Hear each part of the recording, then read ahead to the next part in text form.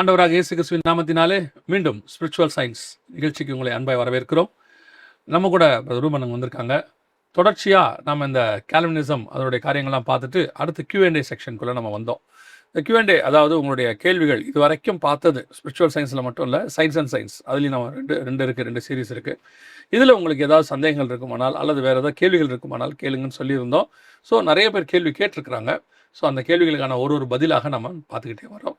இப்போது இதில் குறிப்பாக இந்த ப்ரோக்ராம் பிரதருடையதான வாய்ஸ் ஆஃப் பைபிள் அதுலேயும் வருது, நிறைய தடவை நம்ம அதை சொல்கிறோம். அதையும் போய் பாருங்கள். அதுலேயும் உங்களுக்கு வேறு சில ப்ரோக்ராம்ஸ் இருக்கும், அதுவும் உங்களுக்கு பிரயோஜனமாக இருக்கும். வாங்க நம்ம பிரதர்கிட்ட கேள்வி பதில் செக்ஷனுக்குள்ளே போகலாம். Praise lord brother. Praise lord. சந்திப்பது ரொம்ப சந்தோஷம். உங்களை பார்க்குறது ரொம்ப சந்தோஷம். கர்த்தர் நல்லவர். சரி பிரதர், இன்னைக்கு என்ன கேள்விக்குள்ளே போகிறோம்? நேரம் கேள்விக்குள்ளே போயிடலாம். All glory to Jesus. Thank you once again for your invitation. ஒரு சின்ன ஒரு இன்ட்ரொடக்ஷன், யூஸ்வலாக நம்ம எப்போவுமே பண்ணுற மாதிரி ஒரு சின்ன இன்ட்ரொடக்ஷனோட இதை ஆரம்பிப்போம். இன்ட்ரொடக்ஷன் என்ன அப்படின்னு பார்க்கும்போது சில பேர் கேட்பாங்க, யாருமே 100% பெர்ஃபெக்ட் கிடையாது, அப்புறம் எப்படி நான் வந்து ஒருத்தர் சொல்கிறத நான் கேட்கணும்? ஒரு தியாலஜியன் இருக்காருன்னா அவர் 100% அக்யூரேட்டாக இருந்தால் தான் நான் கேட்பேன் அப்படிங்கிற தாட்டில் அவங்க வேறு கொஷின் கேட்பாங்க. அதோட பேஸ் இதாக தான் இருக்கும். அப்படின்னு யோசிக்கிறவங்களுக்கு ஒரு சின்ன ஒரு அனாலஜி மட்டும் சொல்லிட்டு உள்ளே போயிடலான்னு பார்க்குறேன். நான் ஒருத்தர் பர்ஃபெக்ட் இல்லை அப்படின்னு எனக்கு தோணும் போது என்னை அறியாமலே ஒரு சுயநீதி எனக்குள்ளே வருதுன்னு நான் நினைக்கிறேன். செல்ஃப் ரெக்ஷஸ்னஸ் ஒன்று வருதுன்னு நான் நினைக்கிறேன். ஏன்னா அந்த விஷயத்தில் அவங்களோட நான் பர்ஃபெக்டாக இருக்கிறேன்னு ஒரு தாட், அல்லது அவங்க என்னை விட அதில் குறைவாக இருக்கிறாங்கன்னு அவங்களுக்கு ஒரு தாட், மறைமுகமாக அதில் அதுதான் இருக்குது. அந்த இது வந்து நான் ஸ்பிரிச்சுவலி சொல்கிறேன். அதனால் வரதனுடைய விளைவு தான் அடுத்தவங்களுடைய குறைய பார்க்க தோணுதோ நான் நினைக்கிறேன். நான் அதில் பர்ஃபெக்டாக சொன்னீங்க நீங்கள். ஐ திங்க் அந்த மோட்டிவேஷனில் தான் நம்ம அந்த லென்ஸை போட்டுட்டு தான் அடுத்தவங்க பார்க்கறதுனால இந்த கொஸ்டின் வருதுங்கிறது ஒரு நிறைய வாய்ப்பு இருக்குது. இவங்ககிட்ட இருக்கிற குறைகள் அவங்களுக்கு தெரியாது. அந்த பர்டிகுலர் இஷ்யூவில் இவங்களுக்கு அவங்கள பார்த்தா குறையா தெரியும், ஏன்னா இவங்க அதில் பர்ஃபெக்டாக இருப்பாங்க. ஆனால் அவங்ககிட்ட இருக்க எத்தனையோ பர்ஃபெக்டான விஷயம் இவங்ககிட்ட இருக்காது, இவங்க அதில் குறைவாக இருப்பாங்க. இப்படி ஒருத்தர் பார்க்க ஆரம்பித்தோம்னா எல்லாருமே குறைய மட்டும்தான் பார்க்க முடியும். நான் பார்க்கும்போது ஒரு வசனம் தோணுச்சு. யாக்கோபு 1:17 பார்க்கும்போது, நன்மையான எந்த ஈவும் பூரணமான எந்த வரமும் பரத்திலிருந்து உண்டாகி ஜோதிகளின் பிதாவினிடத்திலிருந்து இறங்கி வருகிறது. இதில் எந்த ஒரு தியாலஜிக்கல் அனாலஜியும் நம்ம இதில் பார்த்துருவோமே. நம்ம ஏன் காட் குட் அப்படின்னு சொல்கிறோன்னா ஒரு ரீசன் பார்த்தீங்கன்னா, he alone can define what is good. அவர் மட்டும்தான் எது சரிங்கிறத சொல்ல முடியும். ஒருவேளை அதை நான் சரின்னு சொல்ல முடியும் அப்படிங்கிற ஆரம்பித்தது தான் ஆதாம் ஏவாள் காலத்துலேருந்து நடந்துட்டு இருக்க ஒரு இஷ்யூ. அந்த ஒரு எது சரி எது தவறுங்கிற அந்த டிஃபைன் பண்ணுற விஷயத்த, அந்த லாவை டிஃபைன் பண்ணுறது காடால் மட்டும்தான் முடியும். ஸோ அவர் பெர்ஃபெக்ஷன்னா என்னங்கிறத டிஃபைன் பண்ணக்கூடிய ஒரே பர்சன் அவர் தான். ஸோ இது நம்ம என்ன சொல்ல வரோம் அப்படின்னா, ஒரு தியாலஜியன் இருக்காரு, இல்லாட்டி ஒரு பைபிள் டீச்சர் இருக்காரு, யாராக வேணா இருக்கலாம். மிஸ்டேக்கே எரரே இல்லாமல் சொல்ல முடியுமா ஒருத்தரால் அப்படின்னு பார்த்தா அதுக்கு சான்ஸே கிடையாது. சான்ஸே இல்லை. 100% பெர்ஃபெக்ஷனை உலகத்தில் நீங்கள் யார்கிட்டையுமே எதிர்பார்க்க முடியாது. 100% பர்ஃபெக்டாக இருந்தால் பூமியில் வேலை கிடையாது. அவங்க தான் காட் மாதிரி மாறிடுறாங்களே, தேவ சாயல் ஆயாச்சு, ஆட்டோமேட்டிக்காக அவங்க பரலோகத்துக்கு கூட்டு போயிட போகிறாரு காடு. கரெக்ட். ஏன்னா அதுக்கப்புறம் இங்கே வச்சு அவங்க கரப்ட் ஆகிடுவாங்க. காட் எதுக்கு நம்மளை இங்கே வச்சிருக்காருன்னா பர்ஃபெக்ட் ஆகிறதுக்கு. அந்த ப்ராடக்ட் முடிஞ்சிருச்சு, குவாலிட்டி செக்கில் அதை வந்து 100% ஓகேன்னு சொல்லிட்டா ஷோரூமுக்கு போயிட வேண்டியது தான்.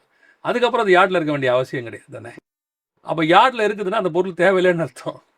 அந்த மாதிரி தான் காட் நம்மளை பர்ஃபெக்டான பிறகு ஹெவனுக்கு கொண்டு போயிடுவார். ஏனோக்கு எடுத்துக்கொள்ளப்பட்டார், அதுக்கப்புறம் அவருக்கு இங்கே வேலை கிடையாது. கரெக்ட். இயேசு தன் வேலையை முடிச்சிட்டார், எல்லாம் முடிந்தது, எடுத்துக்கொள்ளப்பட்டார், அதுக்கப்புறம் அவருக்கு இங்கே வேலை கிடையாது. அப்போ இதில் கேட்கும்போது இதில் இன்னொரு ஃபாலோ அப் இதில் கொஸ்டின் வரும். அப்போ எல்லாரும் சொல்கிறதையும் கேட்டுக்கலாமா அப்படின்னு பார்க்கும்போது, பிழை இருக்கிறது பிரச்சனையே கிடையாது, ஆனால் விஷம் இருக்கக்கூடாது. ஓகே. ஃபார் எக்ஸாம்பிள், ஒரு நல்ல ஒரு ஃபுல் கப்பு பால் ஊற்றி அதில் பவுடர்லாம் போட்டு கலக்கிட்டு ஒரு எறும்பு இருக்குன்னா நம்ம என்ன செய்வோம்னா, எறும்பு தூக்கி போட்டு பால் குடிச்சிடும். அந்த எறும்பு இருக்குங்கிறதுக்காண்டி பாலை கொட்ட மாட்டோம். ஆனால் அதிலே விஷம் இருக்குண்ணா, ஆமாம், பாலை தூக்கி போட்டுருவோம். ஸோ ஒரு தியாலஜியன்ட்ட மிஸ்டேக்ஸோ எரரோ இருக்கிறது பெரிய பிரச்சனை கிடையாது, எல்லாருக்கிட்டையுமே இருக்கும். அது இல்லாமல் ஒரு ஆள் பரிபூர்ணமான ஆள் நீங்கள் சொன்ன மாதிரி அவர் பூமியில் இருக்க வாய்ப்பு இல்லை. எரர் இருக்கிறது பிரச்சனையும் கிடையாது. ஆனால் விஷம் இருக்கா அப்படிங்கிறத ஒருத்தர் சோதிச்சு அறிஞ்சுக்கணும். ஏன்னா நான் பார்த்துருக்கேன், ஒரே ஒரு விஷயத்த புரிச்சுக்குவாங்க. என்ன ஒரு எக்ஸாம்பிள் சொல்லணும்னா, இந்த செருப்பு வந்து ப்ளூ கலரில் தானே இருக்கணும், அது இப்படி வெள்ளை கலரில் மாறப்போச்சுங்கிற ஒரே ஒரு விஷயத்த உதாரணத்துக்கு சொல்கிறேன். இதை பிடிச்சிக்கிட்டு 8 வருஷம் 10 வருஷம் இதை ஒரே ஒரு பாயிண்ட் வச்சு பேசிக்கிட்டே இருப்பாங்க. இப்படி பேச ஆரம்பிச்சிட்டோன்னா நம்ம வேலை செய்ய மாட்டோம். இவனுக்கு வேலை செய்கிறவனையும் பார்த்தா பிடிக்காது. அந்த நிலைமைக்கு இவங்க வந்துடுவாங்க. நீங்கள் சொன்னீங்களே, சுயநிதியில் புஷ் பண்ணப்பட்டோ, பெருமையில் புஷ் பண்ணப்பட்டோ, ஏதோ ஒரு வஞ்சகத்தில் புஷ் பண்ணப்பட்டோ, இந்த ஒரே ஒரு ஸ்டேட்மெண்ட் வச்சு 10 வருஷம் ஓட்டின ஆட்கள்லாம் இருக்காங்க. ம். இவங்களால வேற எந்த வேலையுமே செய்ய முடியாது. அதான் காடு கடந்து போகிற மாதிரி இவங்களால கடந்து போக முடியலன்னு நான் நினைக்கிறேன். அந்த பிழையை தாண்டி இவங்களால போக முடியாம அந்த பிழையே பிடிச்சிக்கிட்டு நிக்கிறாங்க கடைசி வரைக்கும் இல்லையா? அதான் ஆமா சொல்ல ஆமா வரீங்க. அந்த ஒரே ஒரு எரர், யாராவது ஒரு சொன்னதுல ஒரு எரர் இருக்கிற பட்சத்தில் அதை வச்சு இவங்க 10 வருஷம் ஓட்டிடுவாங்க. நான் நிறைய நேரத்துல என்ன பரிசோதனை பண்ணி பார்க்கணும். ஏன்னா 1-11-31 அப்படி தான் சொல்லுது. அதில் பார்க்கும்போது இப்போ நீங்களுமே என் மெசேஜ் ஒரு 10 வருஷம் எடுத்து பார்த்தீங்கன்னா நிறைய வசனத்தை சொல்கிற இடத்துல நம்பர் மாறி இருக்கும். சில இடத்துல வந்து வசனத்தை நம்ம மாற்றி சொல்லியிருப்போம். அது நடந்திருக்கும். சில இடத்துல அதான் ஏற்கனவே கூட சொல்லியிருக்கேன்னு நினைக்கிறேன். நான் வந்து வாலிப பிராயத்தில் எங்கள் சர்ச்சில் இருக்கும்போது பட்டிமன்றம் நடந்துச்சு. அந்த பட்டிமன்றத்தில் ஜாலியாக பேசணுங்கிற நோக்கத்தினால அவங்க சொல்கிறாங்க. சொல்லும் பொழுது பாருங்க, பரலோகத்திற்கு வாசல் ஒன்று தான் வழி, அதே மாதிரின்னு ஏதோ ஒரு பாயிண்ட்டை சொல்கிறாங்க. அப்போ நான் ஒரு ஃப்ளோவில் எடுத்து அடுத்து நான் பேச வேண்டிய ஆள் என்ன சொல்கிறேன்னா, ஏன் நம்ம சர்ச்சுக்கே 3 வழி இருக்குல்ல மேலே வரதுக்கு, பரலோகத்துக்கு 3 வழி இருக்கக்கூடாதா? ஒரு சர்ச்சுக்கே இருக்கும்போது பரலோகத்துக்கு இருக்காதா அப்படின்னு நான் கொஸ்டின் பண்ணுறேன். அது எவ்வளோ பெரிய மதியனம், எவ்வளோ பெரியதான ஒரு ராங். ஆனால் அன்னைக்கு உள்ளவங்க அதை எடுத்துக்காம சொல்லி கொடுத்தாங்க எனக்கு ஒருத்தர். இல்லை, பரலோகத்துக்கு ஒரு வழி தான் இருக்குது, நானே வழின்னு இயேசு சொல்லியிருக்கிறாரு. அந்த மாதிரி நம்ம வளர்ந்து வரும்போது நிறைய பிழைகள் இருக்கும், அதை திருத்த முடியும், எல்லாம் செய்ய முடியும். ஆனால் அதையே பிடிச்சி அவர் 20 வருஷத்துக்கு முன்னாடி என்ன பேசினார் தெரியுமா அப்படின்னு பிடிச்சிட்டு இருந்தா இன்னைக்கு யாருமே எதுவுமே செய்ய முடியாது. இல்லை இல்லை, இந்த அதை பிடிச்சிட்டு இருக்க ஆள் என்ன தெரியுமா செய்வார்? அதை ஒரு விஷயத்த மட்டுமே சொல்லி 20 வருஷத்தை ஓட்டியிருப்பாரு. ஓகே, அது மாதிரி நம்ம ஆயிராம நம்மளை பரிசோதித்து நம்மளை பாதுகாத்துக் கொள்றது, நம்ம இருதயத்தை பாதுகாத்துக் கொள்றது நம்ம ஒரு முக்கியமான கடமையா தியாலஜியில் இருக்கு. அதில் மட்டும் போய் சிக்கிக்கிட்டாங்கன்னா அதில் வெளியில் வரதே பெரிய ட்ரபிள் ஆயிரும். அதில் அதுக்கப்புறம் ஆண்டவர் உணர்த்தி அதை அவங்கள ஒரு மாதிரி பக்குவப்படுத்தி அந்த ப்ராசஸ்க்கே ரொம்ப டைம் ஆகிடும். அடிக்கடி ஆண்டவர் ஒரு கேள்வி கேட்க வைப்பார் மெசேஜ்லலாம். தாவீது யாரு அப்படிங்கிற அந்த கொஸ்டின்லேயே அவங்களோட மென்டாலிட்டியை கண்டுபிடிச்சிடலாம் நம்ம. தாவீது யாரு அப்படின்னா அவர் ஒரு மெய்ப்பன் அப்படிம்பாங்க. அவன் மெய்ப்பனாக இருந்ததை விட ராஜாவாக இருந்தது தான் ஜாஸ்தி இல்லைங்களா? ஆமாம் ஆமாம். அவன் மெய்ப்பனாக இருந்தது ஒரு 30 வருஷத்துக்குள்ள. 30 வயசில் ராஜாவாயிட்டார். 70 வயசில் தான் கத்தருக்குள்ளே போகிறாரு. அப்போ 40 வருஷம் ராஜாவாக இருந்திருக்காரு. ஆனால் இவங்க வியூவில் என்ன வரல? அந்த ராஜாவானதே ஞாபகத்துக்கு ராஜா. ஏன்னா அவனை மெய்ப்பனாக பார்த்து மெய்ப்பன் தான் அவன். மைண்ட் செட் சிலருக்குலாம் வந்து ஆரம்பத்தில் ஒருத்தரை குறைவாக பார்த்துட்டாங்கன்னா அந்த மைண்ட் செட் தான் இருக்கும் அவங்களுக்கு. அப்படியே தான் யோசிச்சுட்டு இருப்பாங்க. அவங்கள அதுக்கப்புறம் காட் பயன்படுத்துறது மேலே வந்தது, அவங்களை எப்படி கத்தர் எடுத்தாரு, இவர் ஒரு காலத்தில் என்ன பண்ணார் தெரியுமாம்பா. அதுக்கப்புறம் காட் அவரை காப்பாற்றி கொண்டு வந்து மேலே வச்சு உயர்த்தி எங்கேயோ கொண்டு போயிருப்பாரு. ஆனால் இவன் இன்னும் இதே, ஆனால் இவன் கடைசி வரைக்கும் பிடிச்சிட்டு இங்கேயே தான் உட்காந்துருப்பான். இவன் எதை பிடிச்சி யாரை பற்றி பேசுகிறானோ அவன் மேலே போயிடுவான். அதான், ஏன்னா அதை பிடிச்சிக்கிட்டாங்கன்னா அதுக்கு மேலே அவங்களும் ஃபார்வர்ட் ஆகி வரதுக்கும் கஷ்டம். இதை சொல்லும்போது எனக்கு இன்னொரு தாட் வருது. எஸ்பெஷலி பரம்பரை கிறிஸ்டின்ஸ். இப்போ நான் வந்து பார்த்தீங்கன்னா ஒரு 4-5 ஜென்ரேஷனாக கிறிஸ்டின். இப்போ எனக்கு என்ன பிரச்சனையாக இருந்தது அப்படின்னா, எனக்கு ஒரு சராசரியான ஒரு சாமானிய கிறிஸ்தவரோட பைபிள் ஒரு குறிப்பிட்ட விதமாக எனக்கு தெரியும், நல்ல விதமாக தெரியாது, குறிப்பிட்ட விதமாக தெரியும். என்னைய பொறுத்தளவுக்கு அந்த செல்ஃப் ரியலைசேஷனுக்குள்ளே காடு கொண்டு வரதுக்கு தான் ரொம்ப நாள் ஆச்சு அவருக்கு. அதுக்கப்புறம் பைபிளை ஓரளவுக்கு புரிஞ்சுக்கிறதுக்கு அந்த கிருபை கொடுக்கறதுலாம் ஈஸியாக இருந்துச்சு. அந்த செல்ஃப் எனக்கு தெரியாதுங்கிற நிலைமைக்கு கொண்டு வரதுக்கு தான் பல வருஷம் ஆச்சு அவருக்கு. ஐயோ, நீங்கள் சொல்கிறது வந்து பல வருஷம் சொல்கிறீங்கல்ல. பைபிள் முழுக்க காட் யூஸ் பண்ண மைட்டி மேன் எல்லாருக்கும் ஃபஸ்ட்டு ப்ரிமினரி ப்ராசஸ் இதுதான். இதை முடிக்கிறதுக்கு தான் அவங்களுக்கு 40 வருஷம் ஆச்சு. மோசேக்கு எகிப்தின் வாக்கிலும் கலைகளிலும் வல்லவன், பேச்சில் பயங்கரமான ஆள், இல்லைன்னா திக்குவாயும் மந்தனாவும் சொல்ல வைக்கிறதுக்கு 40 வருஷம் ஆச்சு. எல்லாருக்கும் அப்படிதான். இவர் வந்து கமாலியல் பாத்தில் படித்த ஒரு பவுல், நான் நஷ்டமும் குப்பையும் என்ற விட்டு நான் ஒன்றும் இல்லைன்னு சொல்ல வைக்கிறதுக்கு அவருக்கு 3 வருஷம் ஆச்சு அரபு தேசத்தில். அந்த மாதிரி நமக்கு இப்போ நீங்கள் சொன்னது வந்து ஒரு பெரிய ப்ராசஸ்ஸு, அது உங்களுக்கு செஞ்சுருக்கிறாரு. இன்னும் நிறையா பேருக்கு அந்த ப்ராசஸ்க்குள்ளேயே வரல அவங்க. ஆமாம், அது ஒரு முக்கியமான விஷயம். ஏன்னா நம்ம காடோட ஒரு விதத்தில் நடக்க ஆரம்பிக்கிறதுக்கு, இல்லாட்டி காடோட பிள்ளையாக மாறி ஒரு பக்குவத்துக்கு வரதுக்கு ஃபஸ்ட்டு ஸ்டெப்பே செல்ஃப் ரியலைசேஷன். நம்ம என்ன நிலைமையில இருக்கோங்கிறத புரிஞ்சுக்க வைக்கிறதுக்கு தான் பெரிய, நீங்கள் சொன்ன மாதிரி ஒரு குறிப்பிட்ட, எனக்கு ஒரு 10-15 வருஷம் ஆச்சு ஓரளவு கொண்டு வரதுக்கே. இந்த இன்ட்ரடக்ஷனோட நம்ம கொஸ்டின்குள்ளே போகலாம். ஓகே, சரி. இன்னைக்கு என்ன கொஸ்டின் ஒன்று கேட்டிருக்காங்க அப்படின்னா, இது நம்ம லாஸ்ட்டு 5வது எபிசோட்ல இருந்து 30வது எபிசோடு வரைக்கும் சென்ட்ரல் எசன்ஸாக ஒரே ஒரு விஷயத்தை வச்சு தான் பார்த்துருப்போம். அந்த ஆங்கிளில் இருந்து தான் பைபிளில் நிறைய விஷயத்தில் நம்ம எக்ஸ்பிளைன் பண்ணியிருப்போம். அது என்னென்னு பார்த்தீங்கன்னா அட்டானமி, ஹியூமன் அட்டானமி. அதான் நம்ம தமிழில் சுயாட்சி, அதுக்கு இன்னொரு வேர்ட்ஸ் இருக்குது, சுயாதீனம்ங்கிற டேர்ம்ஸ்லாம் வச்சு நிறைய பேர் பேசுவாங்க. ஆனால் அதோட ஃபவுண்டேஷன் பார்த்தீங்கன்னா சுயாட்சி. இந்த சுயாட்சிங்கிற டேர்ம் வச்சு தான் இதில் பெரும்பகுதியான நம்ம எபிசோட்ஸை பார்த்துருப்போம். ஸோ அதுக்கு ரிலவெண்ட்டாக இருக்க கொஷின்ஸ் தான் ஃபஸ்ட் எடுத்து பார்க்குறோம். இதை கொஞ்சம் இன்னும் ஒரு ஃபியூ எபிசோட்ஸில் முடிச்சுட்டு மீதி கொஷின்ஸ்க்கும் நம்ம போவோம். இதில் ஒருத்தர் கேட்டிருக்காரு, நீங்க வந்து சுயாட்சி, நான் ஒரு மனுஷனுடைய சித்தத்துல கடவுள் வந்து செயல்பட மாட்டாரு, அவன் விருப்பத்துக்குள்ள தலையிட மாட்டாரு அப்படின்னு சொல்றீங்க. ஆனா பைபிள்ல பார்க்கும்போது பார்வோனுடைய இருதயத்தை அவர் தான் கடினப்படுத்தினாருன்னு இருக்கு. ம். அவர் தான் கடினப்படுத்துறாரு. அப்போ போக விடக்கூடாதுன்னு அவனை புஷ் பண்ணதும் அவர் தான், அதுக்கு தண்டனை கொடுத்ததும் அவர் தான். அப்போ வசனம் சொல்லுது, யாத்திராகமம் 9:12 பார்க்கும்போது, கர்த்தர் மோசையோட சொல்லியிருந்தபடியே கர்த்தர் பார்வோனின் இருதயத்தை கடினப்படுத்தினார், அவன் அவர்களுக்கு செவி கொடுக்கவில்லை. அப்போ இதை பார்த்தா விதியின் விளையாட்டுன்னு ஒரு நம்ம தமிழ் கல்ச்சரில் ஒன்று இருக்கும். அவனுக்கு எழுத்திருக்கு என்ன தலையில் என்ன எழுதிருக்கோ அதாங்க நடக்கும் அப்படிம்பாங்க அவங்க. அப்போ இது வந்து கடவுளுடைய விளையாட்டு மாதிரி தானே இருக்கு. அவனுக்கு எழுதப்பட்ட அவர் தான் கடினப்படுத்துறாரு. அவர் கடினப்படுத்தும் போது ஒரு மனுஷன் மாற முடியுமா? அப்போ இது எப்படி வந்து அட்டானமியோட நீங்கள் ஃபிட்டின் பண்ணுறீங்க அப்படிங்கிற மாதிரி கேட்டிருந்தாங்க. இல்லை, இந்த மாதிரிலாம் யோசிச்சிருக்காங்க பாருங்க, எவ்வளோ பெரிய விஷயம். இல்லை, நம்ம ஃபெய்த்தில் பைபிளை படிக்கும்போது நமக்கு வேற ஆங்கிளில் புரியுது, அவங்களுக்கு பைபிள் வேற ஆங்கிளில் புரிஞ்சிருக்கு. ஆமாம், இது வந்து ஆக்சுவலி நமக்குன்னு சொல்கிறீங்க, எனக்கு இதோட ஜாஸ்தியாக நான் ஒரு காலத்தில் கேட்பேன். ஓகே, அதனால நான் அதுதான் சொல்லுவேன். எனக்கு பைபிள் ஆரம்பத்தில் தெரியாததுனால எனக்கு இந்த மாதிரி கொஸ்டின்ஸ் எதுவுமே வராது.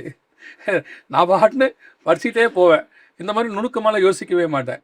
ஒரு காலகட்டத்துக்கு பிறகு, அதுவும் இப்படி யோசிக்கல, ஒரு காலகட்டத்துக்கு பிறகு தான் பைபிளை வந்து ஒழுங்காக படிக்கணும்னு ஆண்டவர் சொல்லி கொடுத்தாரு. சரி, ஓகே. நான் ஆரம்பத்தில் சொன்னேன் இல்லையா, ஒரு விதமாக எனக்கு பைபிள் புரியும் அப்படின்ட்டு, அது மாதிரி இந்த மாதிரி எனக்கும் வரும். சரி சரி. அந்த விதத்தெல்லாம் போக்குறதுக்கு ரொம்ப ரொம்ப வருஷம் ஆண்டவருக்கு ஆச்சு ஆக்சுவலி. ஸோ இதை எப்படி நம்ம புரிஞ்சுக்கலாம்? இதில் அவங்க கேட்குற question mathematically logically correct, human லாஜிக்கில் பார்க்கும்போது கரெக்ட். இதில் என்ன புரிஞ்சுக்கணும் அப்படின்னா, பார்வோனுக்கு காட் என்ன பண்ணாரு அப்படின்னா, அவர் இருதயத்தை ஏன் கடினப்படுத்தினாருன்னு பார்க்கும்போது, அவனுக்கு வந்து நியாய தீர்ப்பு ஆல்ரெடி எழுதிட்டாரு. அவர் இருதய கடினப்படுத்தினதுன்றது வந்து பார்த்தீங்கன்னா அந்த நியாய தீர்ப்பில் ஒரு பார்ட். ஃபார் எக்ஸாம்பிள், அட்டானமி எந்த லெவலுக்கு ஒர்க் ஆகும் அப்படின்னா, ஒரு கிரிமினல் ஆகிற வரைக்கும் அட்டானமி ஒர்க் ஆகும். கிரிமினலுக்கு ஜஸ்டிஸ் எழுதுறாங்க, 10 வருஷம் ஜெயிலு இல்லாட்டி தூக்கு தண்டனை ஏதோ ஒன்று எழுதுறாங்க. அதுக்கப்புறம் ஜட்ஜு போய் இந்த தூக்கு தண்டனை ஏற்றுக்கிறீங்களா, உங்கள் சுயாட்சிக்குள்ளே நீங்கள் ஒத்துக்கொள்றீங்களா, அதெல்லாம் கேட்க மாட்டாங்க. ஜட்ஜ்மெண்ட் வர்ற வரைக்கும் அவனுக்கு வந்து சுயாட்சிங்கிறதெல்லாம் அதிகாரம் இருக்குது. நரகத்துக்கு ஒரு மனுஷனை ஆண்டவர் அனுப்புறாரு. அனுப்பும்போது நரகத்துக்கு போகிறதுக்கு நீ விரும்புறியா, ஓ சுயாட்சி இல்லாமல் நான் செயல்பட முடியாது, நீ ஏற்றுக்கிறியா, மனப்பூர்வமாக இதை ஒத்துக்கிறியா அப்படிலாம் அவர் கேட்கணுன்ற அவசியம் இல்லை, கேட்கவும் மாட்டார். ஒரு காலகட்டம் வரைக்கும் தான் நமக்கு கொடுத்துருக்கிற உரிமையை நம்ம பயன்படுத்த முடியும். அந்த உரிமையை பயன்படுத்துகிற காலகட்டம் முடிஞ்சிருச்சுன்னா அதுக்கப்புறம் அதுக்கு நம்ம எதுவுமே பண்ண முடியாது. சான்ஸே இல்லை. இவனுக்கு ஆல்ரெடி காட் செட்டில் பண்ணிட்டார். இதை எங்கே செட்டில் பண்ணுறாருன்னா, இதுக்கு முன்னாடியே அவர் பண்ணிட்டார். என்னன்னா, இப்போ இந்த இஸ்ரவேல் ஜனங்களை அந்த 400 வருஷம் நடத்துனதில் அந்த பார்வோன் கடைசியாக நடத்துனதுலையும் கொடுமையாக நடத்தியிருக்கான். ஸோ அதை எல்லாத்துக்கும் சேர்த்து அவனுக்கு ஆல்ரெடி ஜட்ஜ்மெண்ட் எழுதிட்டார். இவன் பண்ண வேலை எல்லாத்துக்கும் இவனுக்கு செங்கடலில் சாகடிக்கிறது தான் இவனுக்கு ஜட்ஜ்மெண்ட் எழுதியாச்சு. இப்போ மோசே வந்து அங்கே சொல்லும் பொழுது அவனுக்கு அதுலேருந்து தப்பிக்கிறதுக்கான வழி கிடையாது. ஏன்னா அவன் இப்போ மோசே சொன்னதை கேட்காததுனாலலாம் இல்லை, ஆல்ரெடி அவன் பண்ணதுக்கான எல்லா ஜட்ஜ்மெண்ட்டும் அங்கே இருக்கு, எல்லாமே முடிச்சாச்சு. இதை தான் வந்து ஆதி ஆகமத்திலே ஆண்டவர் சொல்வார் ஆபிரகாம்கிட்ட 15:16 பார்க்கும்போது, 4ஆம் தலைமுறையிலே அவர்கள் திரும்புவார்கள், ஏனெனில் எமோரியோட அக்கிரமம் இன்னும் நிறைவாகவில்லை என்றார். இது இங்கிலீஷில் என்ன போட்டிருக்குன்னா மெஷர் ஆஃப் சின் அப்படின்னு போட்டிருக்கும். ஸோ இதை எப்படி புரிஞ்சுக்கணும் அப்படின்னா, எமோரியர்களுடைய பாவம் இப்படி போணுச்சுன்னா இங்கே போய் நிற்குங்கிறது காடுக்கு நல்லா தெரியும். அதை அவர் தடுக்கல, அவர் விட்டுட்டார். அதே மாதிரி பார்வோனையும் விட்டுட்டார், 400 வருஷம் விட்டார். அவன் பண்ணதுக்கு ஜட்ஜ்மெண்ட்டை ஆல்ரெடி சொல்லிட்டாரு. இங்கே அவன் மாற்றணும்னு நினச்சாலும் மாற்ற முடியாது. இந்த இடத்துல அவன் சுயாதீனம் வேலை செய்யாது, சுயாதீனத்தை தாண்டியாச்சு. இப்போ நான் இப்படி புரிஞ்சுக்கிறேன் இன்னொரு விஷயத்தில், இப்போ ஆகாப் பண்ணதுக்கு ஜட்ஜ்மெண்ட் எழுதியாச்சு, நீ சாவன்னு சொல்லியாச்சு. ஆனால் அதுக்கப்புறம் அவன் மன்னிப்பு கேட்டு கதர்னா மட்டும் மாற்றுறதுக்கு ஜட்ஜு கிட்ட என்ன இருக்குது, கருணை மனு போட்டு ஜனாதிபதிக்கு அனுப்புனா அவர் அந்த தூக்கு தண்டனை குறைக்கிறதுக்கு வாய்ப்பு இருக்கே ஒழிய, அதுக்கப்புறம் அது முடியாது, நான் செஞ்சது நியாயம்தான், நான் வந்து இப்படி பண்ணணும்னு சொல்லிட்டு ஆர்கியூமெண்ட் பண்ணுறதுக்கு அங்கே இடம் கிடையாது இல்லையா? அதை அப்படி எடுத்துக்கலாமா?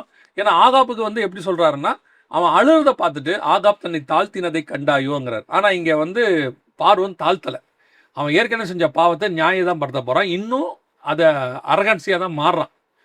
அந்த இடத்துல இந்த ஜட்ஜ்மெண்ட்டை மாற்ற முடியாது, இவன் இப்படி தான் இருப்பான், வேற வழி கிடையாது. இதை இன்னொரு எக்ஸாம்பிளையும் நம்ம பார்க்கலாம். நீங்கள் இதில் பாருங்கள், ஏலியோட பசங்களை பாருங்கள், அவங்க வந்து கடவுளுக்கு விரோதமாக பாவம் செய்கிறாங்க, பலியை வந்து அவங்க எடுத்துக்கிறாங்க. அது வந்து ஆண்டவர் வந்து பெரிய பெரிய பெரிய மிஸ்டேக்காக சொல்கிறார். அதோட விபச்சாரம் பண்ணுறாங்க, சபைக்குள்ளேயே இதெல்லாம் பண்ணுறாங்க. அப்போ ஒரு வசனம் அதில் தெளிவாக அழகாக போட்டிருக்கோம். என்ன போட்டிருக்கோம் அப்படின்னா, 1 சாமுவேல் 2:25 ஒருவன் கர்த்தருக்கு விரோதமாக பாவம் செய்வானாகில் அவனுக்காக விண்ணப்பம் செய்யத்தக்கவன் யார் என்றான்.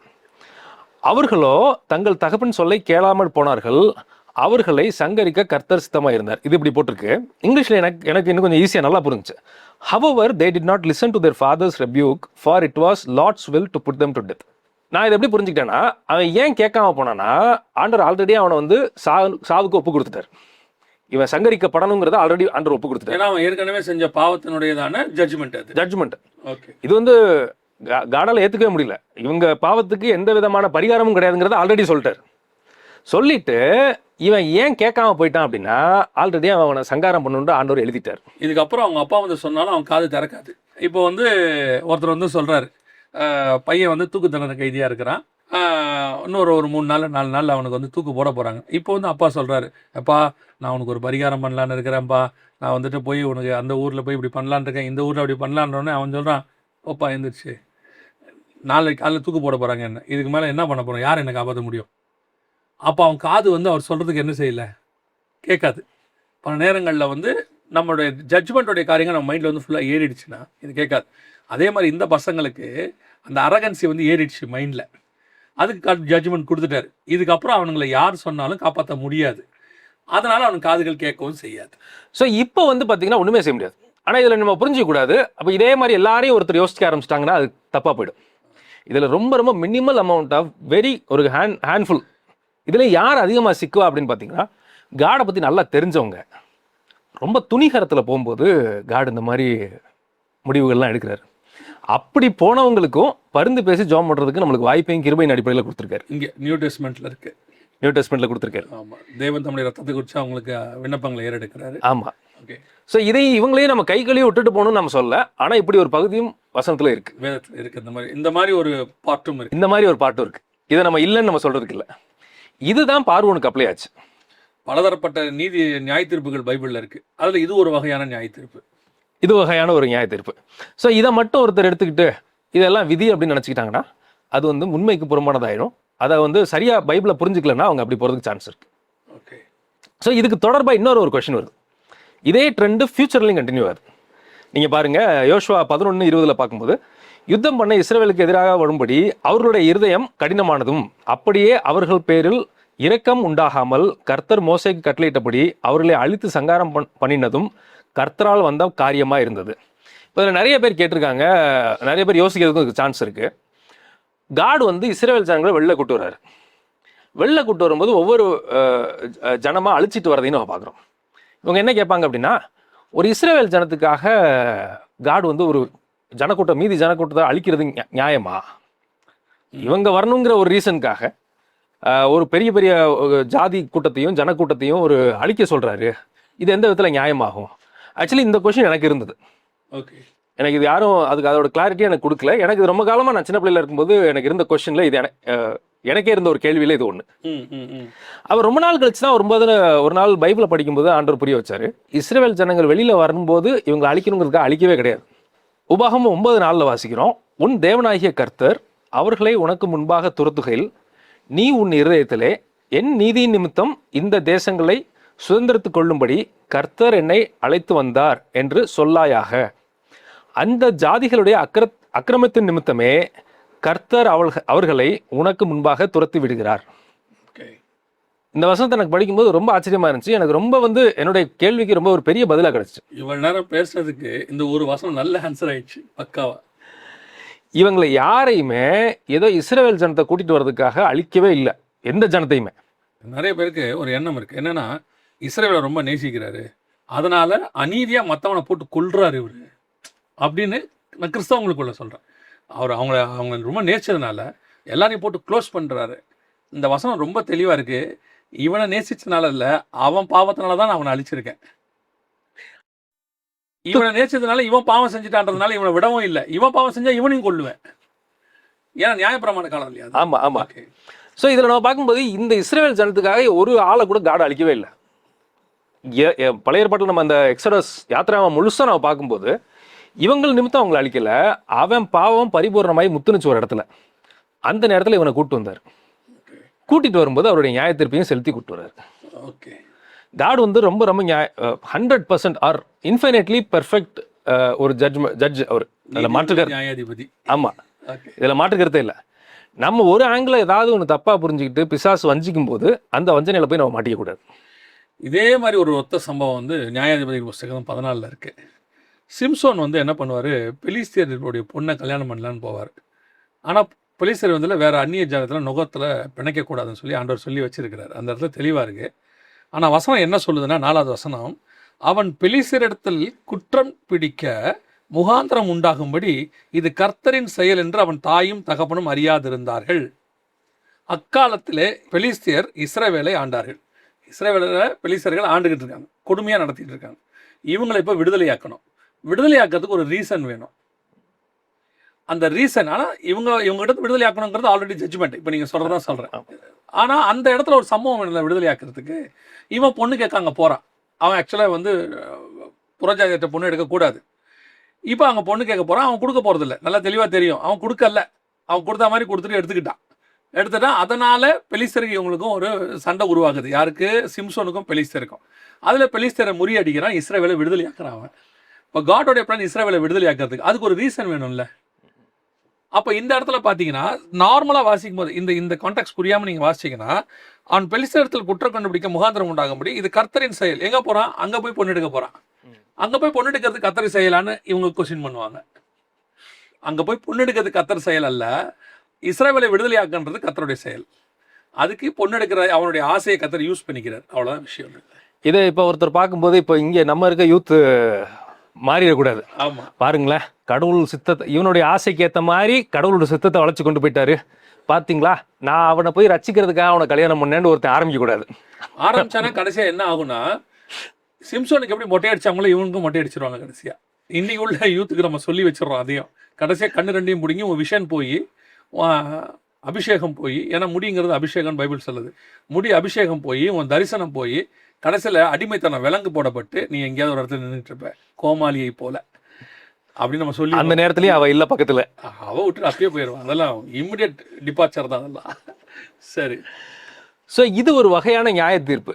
இதில் என்னன்னா நம்ம என்ன புரிஞ்சுக்கணும் அப்படின்னா, இதை முழுசாக நம்ம புரிஞ்சுக்கணுங்கிற அவசியம் நம்மளுக்கு கிடையாது.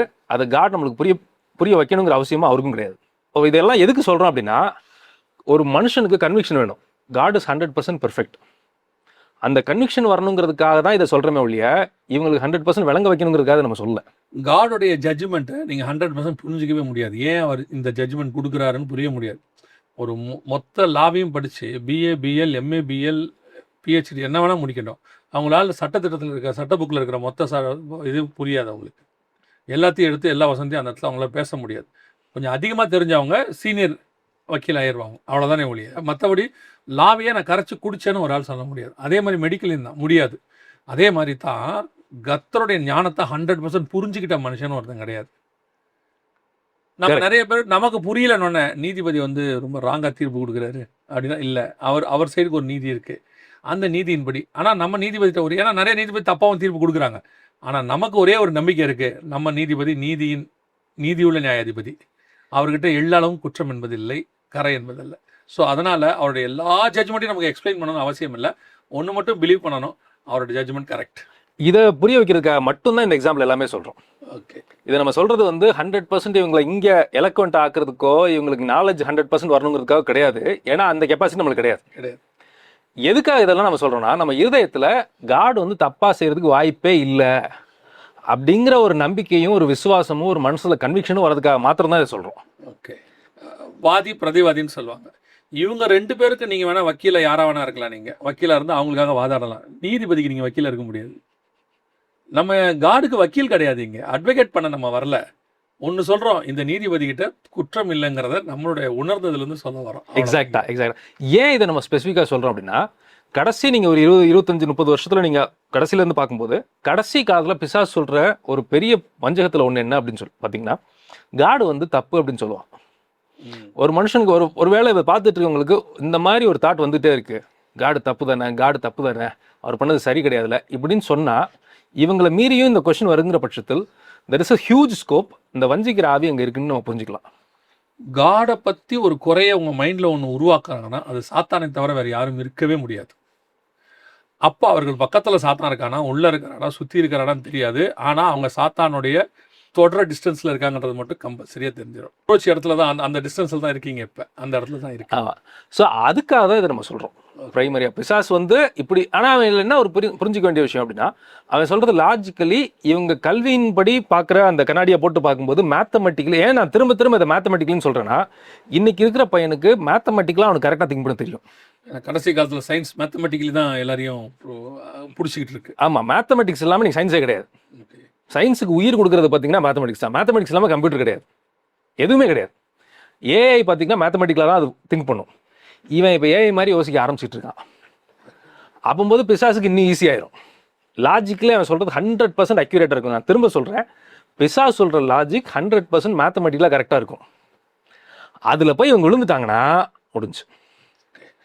ரொம்ப ரொம்ப அழகான விளக்கங்கள், அனாலஜி உங்கள் பாஷையில் சொன்னால் நல்ல அழகான அனாலஜி, ரொம்ப யூஸ்ஃபுல்லாக இருக்கும். இன்றைக்குள்ள யூத்ஸுக்கு அவங்களுக்கு தேவையானதை கர்த்தர் இன்னைக்கு பேசியிருக்கிறார். நான் கர்த்தரோட விசுவாசிக்கிறேன். இதோட தொடர்ச்சியை கேள்வி பதில் செக்ஷனை நேரம் ஆயிடுச்சு. நம்ம அடுத்த இதுலேயும் கர்த்தர் இஷ்டமான வருகை தாமதிக்கலாம் நம்ம பார்க்க போகிறோம். இதில் உங்களுக்கு நிறைய கொஸ்டின்ஸ் எழலாம், வரலாம். ஸோ அதை நீங்கள் அனுப்ப வேண்டியதான வலைத்தளத்தினுடைய இந்த வெப்சைட், அந்த இமெயில் ஐடியும் அதோடு கூட வாட்ஸ்அப் நம்பரும் உங்களுக்கு கொடுத்துருக்குறோம். அதில் அனுப்புங்க. தயவுசெய்து கமெண்ட்டில் உங்களுடைய கொஸ்டின்ஸை அனுப்பாதீங்க. இந்த ப்ரோக்ராம் ஹெச்எல்எம் அப்புறம் ஒய்டிவி 2 சேனல்லையும் வரும். பிரதருடைய வாய்ஸ் ஓவர் சேனல் பைபிள் அப்படிங்கிறதான 3 சேனல்லையும் வரும். 3யுமே நாங்கள் கீழே கொடுத்துருக்கோம். நீங்கள் எதில் வேணாலும் போய் பாருங்கள். இந்த மாதிரி உங்கள் வீட்டில் இருக்க யூத்ஸ் யாராவது கொஸ்டின்ஸ் கேட்டு இந்த மாதிரி மேத்தமெட்டிக்கலாக சில நேரத்தில் கேட்கும்போது பதில் சொல்ல முடியாமல் பெற்றோர் இருப்பாங்க, அல்லது ஊழியக்காரங்க இருப்பாங்க. அவங்களுக்கு இந்த மாதிரி காரியங்களை நீங்கள் பயன்படுத்தும் போது அல்லது இதை நீங்கள் காட்டும் போது அவங்கள ஆதாயம் பண்ணுவதற்கு ஏதுவாக இருக்கும். கர்த்தர் சித்தமானால் வருகை தாமதிக்குமானால் மீண்டும் சந்திப்போம். God bless you.